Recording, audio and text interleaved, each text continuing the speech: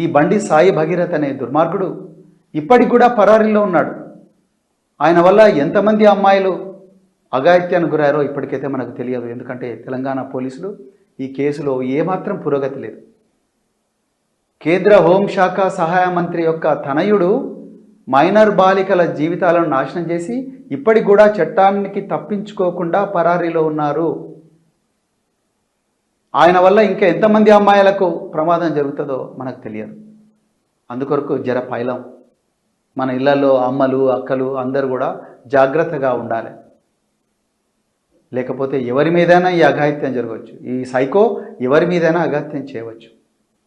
మరి అలాంటి సైకోను, అలాంటి కొడుకును మీరు తీసుకొచ్చి పోలీస్ స్టేషన్లో ఎందుకు అప్పగించడం లేదు అన్నా అని చెప్పి మీరు అడగాలి.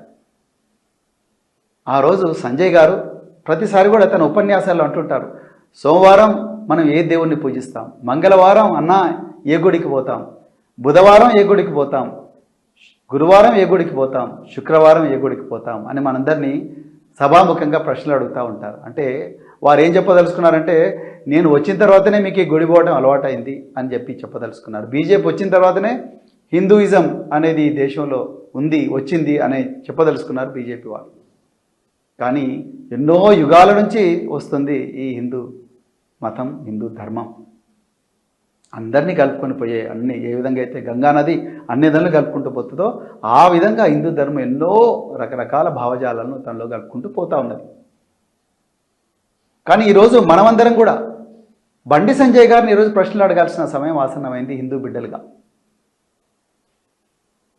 అన్నా, సోమవారం నాడు మీ కొడుకు ఏ పబ్కు పోతాడు సాయి భగీరథ్, మంగళవారం నాడు ఏ హుక్కా సెంటర్కు పోతాడు, బుధవారం నాడు ఏ ఫామ్ హౌస్కు పోతాడు, గురువారం నాడు ఏ సర్వీస్ అపార్ట్మెంట్కు ఓయో రూమ్లకు పోతాడు, శుక్రవారం నాడు ఏ బేస్మెంట్లకు పోతాడు, శనివారం నాడు ఏ లిక్కర్ బ్రాండ్ తాగుతాడు, ఎక్కడ గంజాయి తీసుకుంటాడు అనే ప్రశ్నలు, ఎవరిని కొట్టబోతున్నాడు ఆదివారం నాడు, ఎవరి మీద దుర్మార్గం చేయబోతున్నాడు, ఎవరి మీద అఘాయిత్యం చేయబోతున్నాడు అన్న ప్రశ్నలు ఈరోజు గౌరవ బండి సంజయ్ గారిని మనం అందరం కూడా అడగాల్సిన సమయం ఆసన్నమైంది.